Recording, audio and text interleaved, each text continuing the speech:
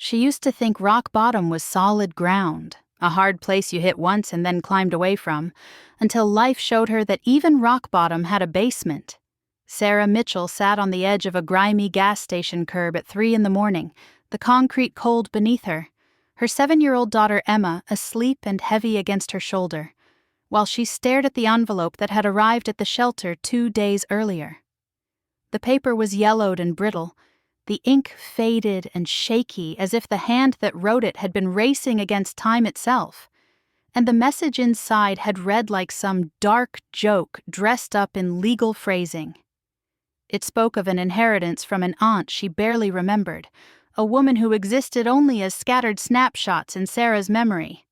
A stern profile at a funeral, a stiff Christmas card that stopped arriving the year Sarah turned 12, a vague mention of a farm in a state she had never seen except on maps.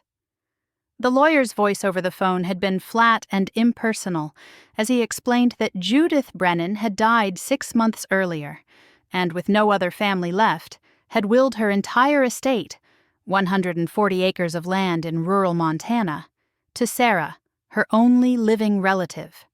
140 acres. Sarah had laughed then, a jagged, almost hysterical sound that sliced through the humming fluorescent lights of the shelter's common room and made the other women shift in their seats, their eyes sliding away from the raw edge in her reaction. What was she supposed to do with a farm in the middle of nowhere when she didn't own a car, didn't have gas money if she did, didn't have anything but a sleeping child and 2 overstuffed garbage bags full of clothing that still smelled faintly of the laundromat they could barely afford? 18 months of couch surfing, of lining up for cots, of swallowing the humiliation of explaining to Emma why her birthday party was just cupcakes in a shelter kitchen and a paper crown from the dollar store, had stripped her pride down to something thin and bruised. Yet the lawyer had mentioned one more thing, a condition buried in the paperwork. She would have to visit the property within 30 days, or the county would move to sell it in order to cover back taxes, because the government wanted its money, and the state had no patience for sentiment or family history. That call had been 28 days ago. Now, with 73 crumpled dollars in her pocket, cash earned from cleaning motel rooms under the table, and a bus ticket purchased with the shredded remains of her credit and her last reserve of shamelessness, Sarah was watching the sun rise over mountains she had only ever seen in magazines in dentist waiting rooms, and on the screensavers of library computers where she had spent endless afternoons applying for jobs that never called her back. The Greyhound stop in Whitehall, Montana, turned out to be little more than a covered bench with peeling paint and a dead vending machine, its coin slot clogged with something gray that might once have been gum. The air here felt different, sharper and cleaner, carrying the scent of pine and dust and open space, and after 2 years of breathing city exhaust, stale bus air, and the antiseptic sting of shelter disinfectant, the purity of it almost hurt her lungs. Emma stirred as they stepped off the bus, rubbing her eyes with a small fist, her hair matted flat on one side from sleeping against the window. "Where are we, Mama?" she mumbled, still half dreaming. "Somewhere different," Sarah answered, because she didn't have anything more concrete to offer yet, because all she truly owned in that moment was the fact that this place was not where they had been, and because Montana felt like the very edge of the world, which she thought might be exactly where they needed to land. The lawyer had arranged for the keys to be left with the county clerk, which meant a 15-minute walk through a town that looked as if it had reached its peak sometime around 1952, and then quietly decided not to move forward.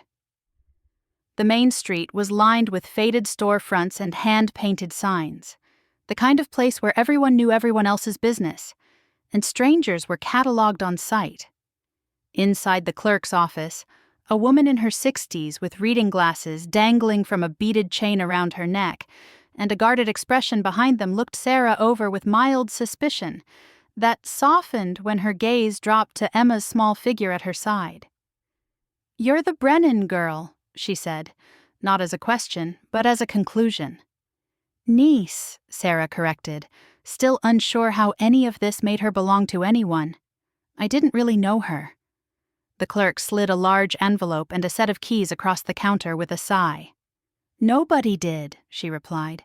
Judith kept to herself, stayed out on that place alone for near 40 years after her husband passed. Stopped coming into town around 5 years back. Wasn't until the mailman started asking why her box was overflowing that anyone went out there to check. I'm sorry for your loss. Sarah nodded. The loss felt like the wrong word for someone who'd been a stranger. Inside the envelope were 2 keys, a hand-drawn map, and a note in the same shaky handwriting. Forgive me. Take care of him. The taxi driver, who agreed to take them out to the property, was a man in his 70s who introduced himself as Earl and didn't ask questions about the garbage bags or why they didn't have luggage.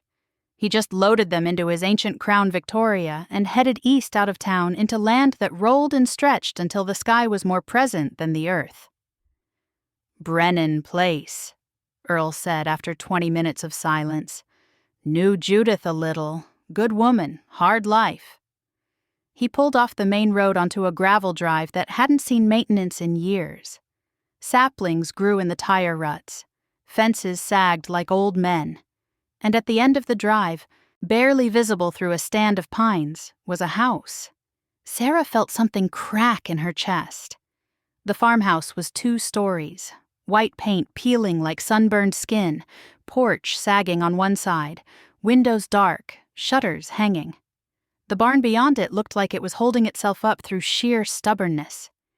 Everything spoke of abandonment, of time passing, of things left behind. You want me to wait? Earl asked. Sarah looked at Emma then at the $73 she had left and shook her head. We're staying. Earl nodded, helped them with the bags, refused payment, and left them standing in the driveway as dust settled around them like ash. The key stuck in the lock. Sarah had to force it, shoulder against the door, until something gave with a crack that echoed through the empty porch, and they stumbled into darkness that smelled of dust and time, and something else, something alive. Mothballs, old wood, the ghost of coffee brewed years ago. The house was furnished. That was the first surprise. Not abandoned, not emptied, frozen. A cup sat on the kitchen table. A ring of ancient coffee dried at the bottom. Mail in a pile by the door. Envelopes from 2019 and 2020. Bills and catalogues. And a letter with a return address from Lexington, Kentucky. A blanket draped over the couch like someone had just stood up, folded their reading glasses on top of a book. A hardcover biography of Secretariat that Sarah almost missed in the dimness. It felt like a museum, like walking into someone's life after they'd vanished mid-sentence, like Judith had stepped out for groceries and simply never came back.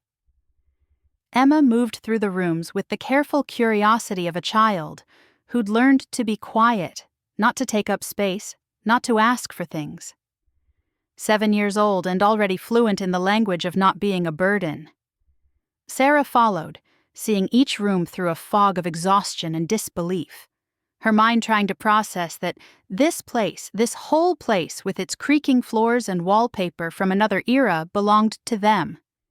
Now, 3 bedrooms upstairs, one with a bed made so tight you could bounce a quarter off it. The military corners crisp despite years of settling dust. One filled with boxes labeled in that same shaky handwriting. Taxes, vet records, personal receipts, 1985, 1990. One empty, except for a rocking chair facing the window. The seat worn smooth by decades of sitting. A view so specific that Sarah knew immediately this was where Judith had spent her time. That's where Sarah saw it. The view the rocking chair faced. Past the overgrown garden where raspberry bushes had gone wild and taken over what might have been flower beds. Past the collapsing split-rail fence with weeds growing through the gaps to the barn. A massive structure, red paint faded to rust in places, the roof sagging but intact. And standing in the paddock beside it, barely visible in the morning light that cut through the pines at the property's edge, was a horse. Sarah's breath caught. She went, downstairs out the back door through grass that came up to her knees. Emma ran ahead, fearless in the way of children who haven't learned what the world takes from you. The horse didn't move as they approached. It stood in the center of the paddock like a statue. Gray coat dull in the light, ribs showing through skin, head low. Old, so old that Sarah could see it in the sway of its back, the careful way it held its weight. "Mama, is he sick?" Emma whispered. The horse raised its head, then looked at them with eyes that held something Sarah recognized. Endurance, not hope, not surrender, just the quiet determination to exist through one more day. There was a name burned into a wooden plaque above the paddock gate, the letters deep and careful, Secretariat's Shadow. Sarah felt her stomach drop. She knew that name. Everyone knew that name. Secretariat. The horse that had won the Triple Crown in 1973.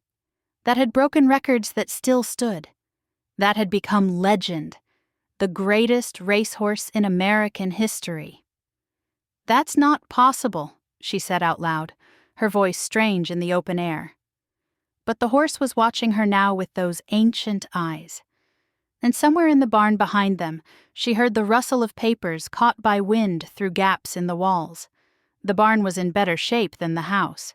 Inside, someone Judith had maintained a small office in the tack room, feed bags stacked neatly against one wall, 50 lb sacks of senior horse feed, tools hung on pegboards, each one outlined in marker so you'd know where it belonged, saddles gathering dust, bridles that looked like they hadn't been used in a decade, and in a locked cabinet that Sarah broke open with a rock, feeling like a thief in her own inheritance, she found them.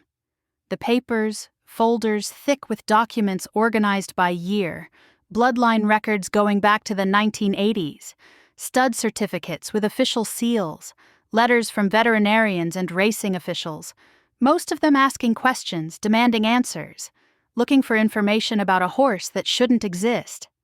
Photographs yellow with age showing a younger version of the horse outside, sleek and powerful, standing beside a man in a winner's circle somewhere, wearing a blanket of roses, but not Secretariat.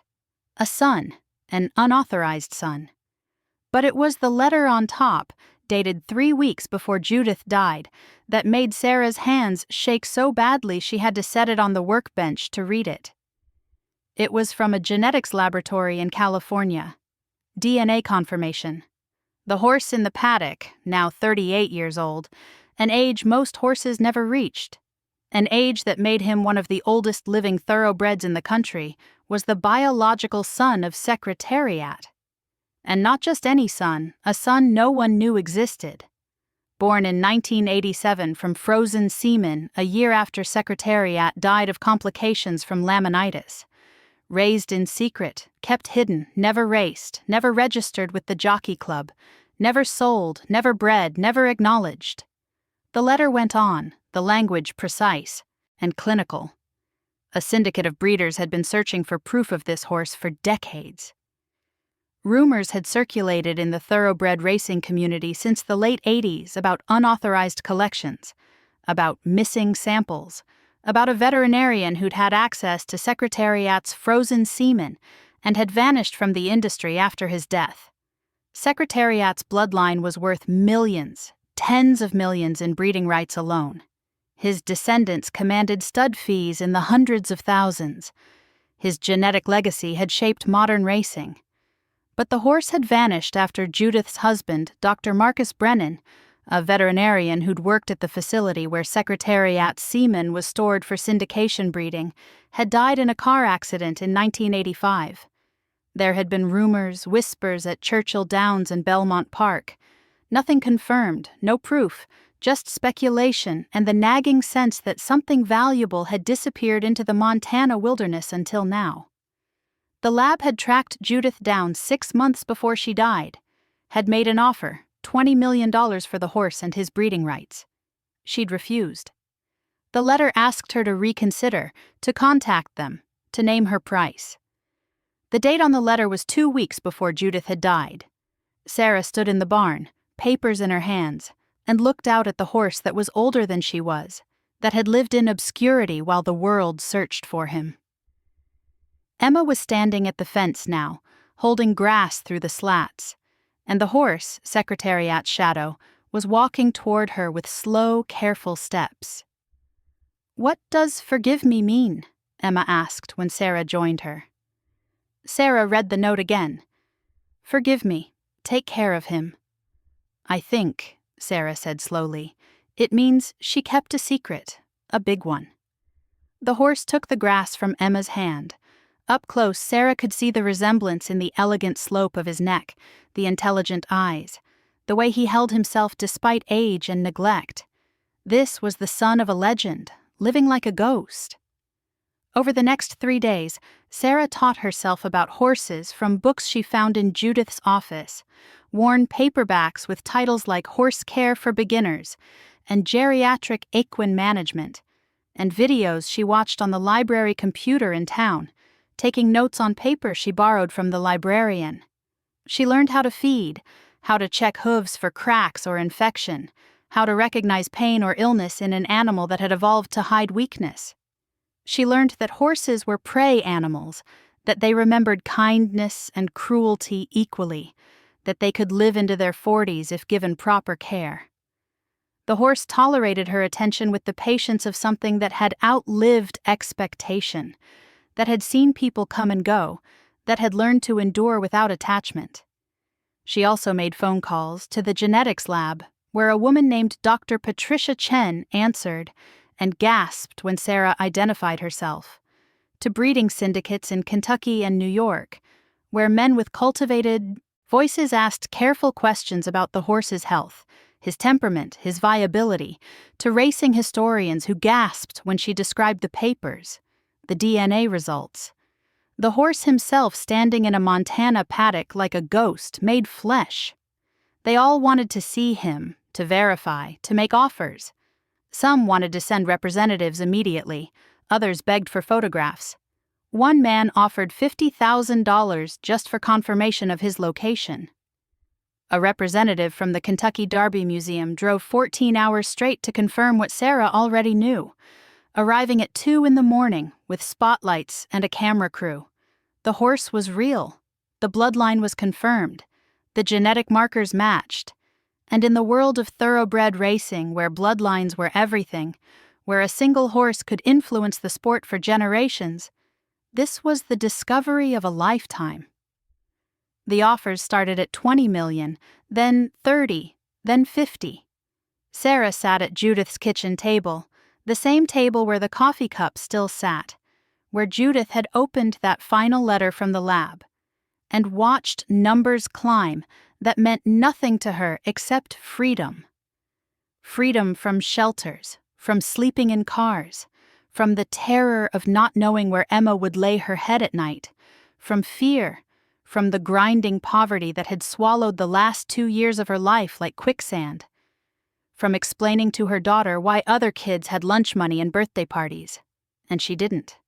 But every time she went outside, Emma was at the fence and the horse was standing close to her, head lowered, accepting the tentative touch of her small hands. "He's lonely," Emma said on the 4th day. "I think he was Aunt Judith's only friend." Sarah thought about the rocking chair facing the window, about a woman who'd kept a secret for 40 years, who'd refused $20 million, who'd lived alone rather than betray the trust of a husband who'd stolen a horse to save it from being exploited. She thought about what loneliness looked like, what it cost, what it meant to be the keeper of something valuable that the world would destroy for profit.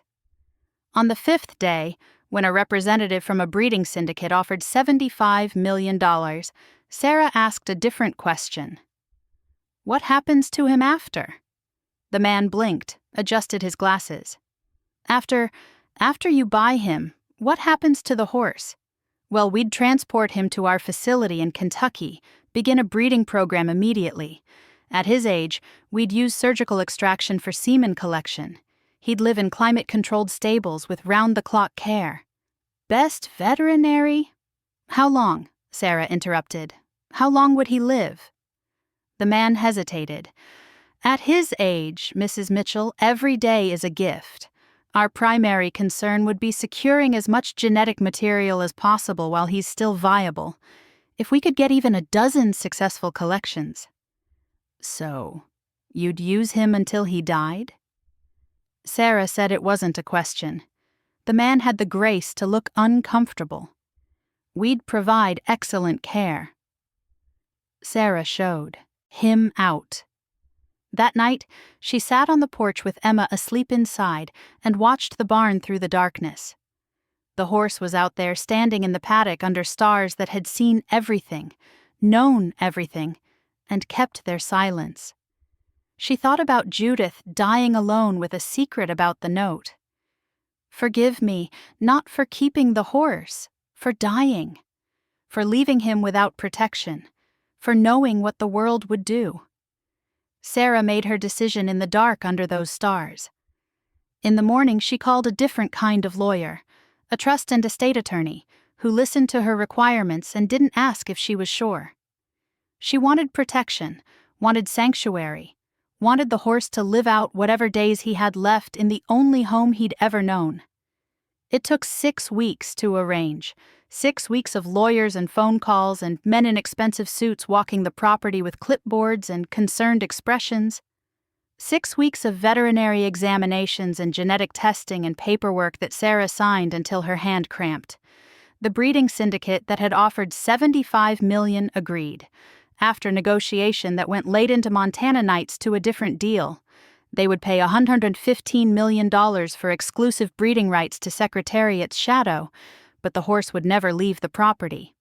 All collection would be done on site by veterinarians of Sarah's choosing with strict protocols for the horse's welfare written into the contract. Any sign of distress, any decline in health, any indication that the procedures were causing pain or suffering, and the agreement ended immediately. The horse would live and die on the farm, where he'd spent his life in the paddock, where he'd stood for decades under Montana skies that had watched him grow old with dignity. The syndicate would get their bloodline, their chance to breed champions, their piece of racing history. Sarah would get her money enough to change everything. Enough to fund scholarships for homeless children, to build shelters that didn't smell like disinfectant and despair, to ensure that other mothers and daughters wouldn't have to sleep in cars or beg for help, and Judith's secret would be honored. The papers were signed on a cold October morning. Frost covering the paddock grass, the mountains sharp against a sky so blue it hurt to look at. Sarah had spent the previous 2 months fixing up the house with money borrowed against the future sale. New roof, fresh paint, windows that actually closed, repairing the barn, replacing rotten boards, modernizing the office, hiring a ranch manager named Tom Westfield, who'd worked with geriatric horses for 30 years and understood the assignment without Sarah having to explain it. Emma had started school in town, 3rd grade at Whitehall Elementary, making friends, laughing again in a way Sarah had almost forgotten was possible, coming home with art projects and spelling tests and stories about recess, being a child instead of a small ghost of a child. The money hit Sarah's account at 9:00 a.m. She was standing at the paddock fence, watching Secretariat's shadow graze in the morning light, his breath making clouds in the cold air. When her phone buzzed with the confirmation, $115 million, more money than she could conceptualize, more than she could spend in 10 lifetimes. Enough to change everything, enough to ensure Emma's future, to help others who'd been where she was, to live without fear, enough to matter. But the horse just kept grazing, unaware that he'd become the most valuable animal in America, unaware that his existence had shifted from secret to salvation, unaware that the genetics locked in his ancient body would shape racing for another generation. But the horse just kept grazing, unaware that he'd become the most valuable animal in America.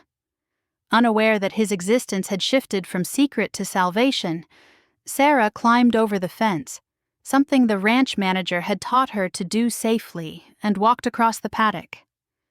The horse raised his head, watched her approach, and for the first time since she'd arrived, took steps to meet her halfway. She reached out, touched his neck, felt the warmth of him, the solidness, the quiet truth that some things weren't meant to be owned, only protected.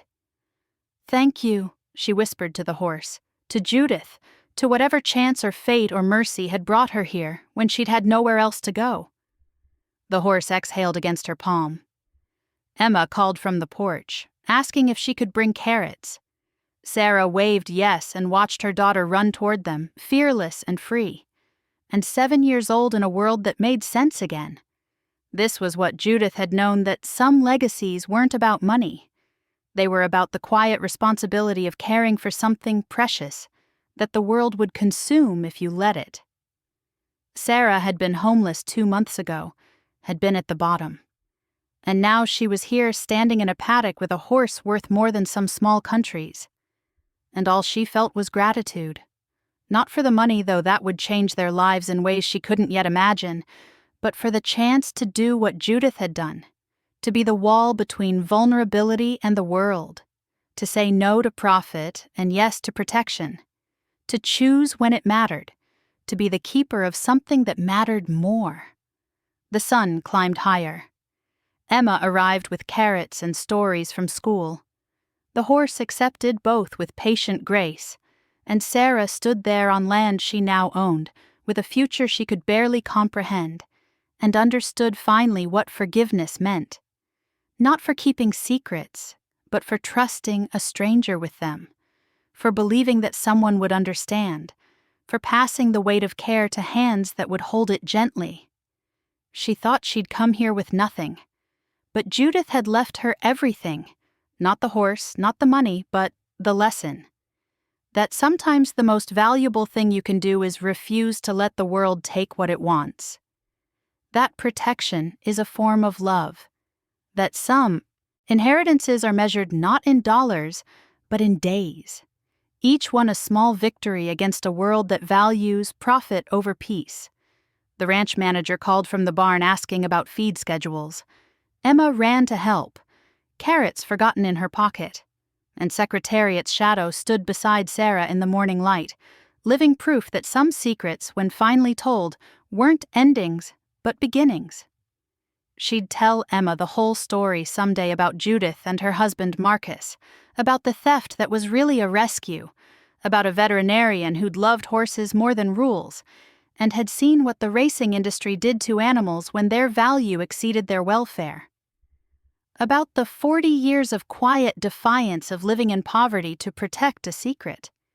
Of watching the world search while sitting in a rocking chair and keeping silent about the choice between wealth and honor.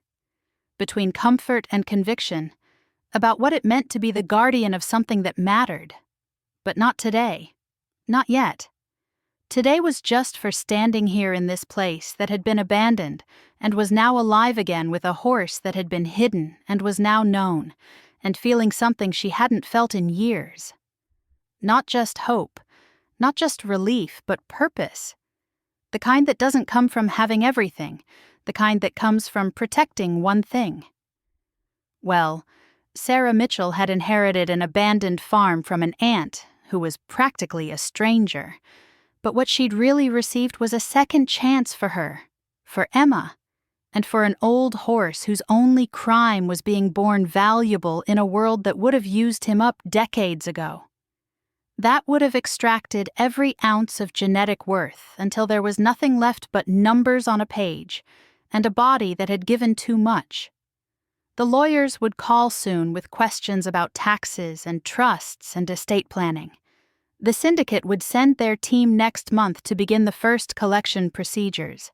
Life would get complicated in ways she couldn't predict, in ways that would require accountants and advisors and people who understood money in amounts she'd never imagined. But for now, in this moment, with the sun warming her shoulders and Emma's laughter echoing from the barn where she was helping Tom feed the barn cats, and the horse breathing steady beside her, patient and alive and protected. Sarah let herself feel what Judith must have felt for 40 years, the fierce, quiet joy of keeping something safe, of being trusted with a legacy that mattered more than profit, of knowing that when the world came asking, and it had come asking with its briefcases and contracts and promises, she had the right to say, "Not yet, not like this, not ever on your terms." She'd been at rock bottom, sleeping in a car with her daughter, counting change for gas station coffee, wondering if they'd have anywhere to go when the shelter's 30-day limit expired. And an old horse living in obscurity in Montana wilderness, unknown and unacknowledged, had lifted her up to heights she'd never imagined. Not through his value, though the value was real and would reshape their lives, but through his presence, through the responsibility of his care, through the reminder that the most important things in life aren't bought or sold. They're chosen, protected, honored, guarded against a world that sees everything as commodity, one day at a time. Emma ran back with Tom, both of them discussing names for the barn cats that had appeared from nowhere, probably feral strays that had been living in the rafters for years. And Sarah smiled. This was home now. Not temporary, not contingent. Home. This abandoned place made whole. This hidden treasure had surfaced on its own terms, not as a prize to be claimed, but as a quiet revelation that refused to be rushed or repackaged. This impossible inheritance that had rescued her, not with a sudden influx of cash, but with a sense of direction and purpose she had never known she was missing. At the center of it all stood Secretariat's shadow, patient and weathered and ancient in his own right, no longer tucked away as someone's secret, yet still untouched by the greed of the outside world, not reduced to a headline or a transaction, simply a horse allowed to age with dignity, wrapped in care, a living reminder that the most valuable thing a person can inherit isn't a bank balance, but the chance to do right by a life that depends entirely on them. It was the chance to choose protection over profit, to honor a trust instead of cashing it in, to decide that some things are meant to be guarded, not sold. The wind moved through the line of pines along the property's edge, the same wind that had blown across these fields for decades, while Judith sat in her rocking chair and kept her solitary watch, and beyond them the mountains held their place, unchanging and patient, as if they had been waiting for this moment. Sarah Mitchell, who had once had nothing and had spent years being treated as if she were invisible, as if homelessness made her transparent in a world that stared straight through people like her, realized that in this place she had been handed everything she truly needed. It was not the farm itself, though the deed now carried her name, and not even the money, though she knew it would alter the course of her and Emma's lives in ways she could barely begin to picture. It was the power to decide, to stand exactly where Judith had stood and make the same choice with her whole heart turned toward protection, toward the quiet, stubborn act of refusing those who wished to strip and sell and consume whatever they could. That, she understood now, was the real inheritance, the one that would endure long after documents faded and accounts were emptied. The recognition that certain fragile, irreplaceable things are worth far more than any price someone might put on them, and that serving as the barrier between something defenseless and a world eager to exploit it might be the most meaningful work a person could ever accept. Those 40 years of silence, of poverty, of lonely watching had been Judith's gift, not just to the horse in her care, but to the stranger who would one day arrive, look around, and finally understand.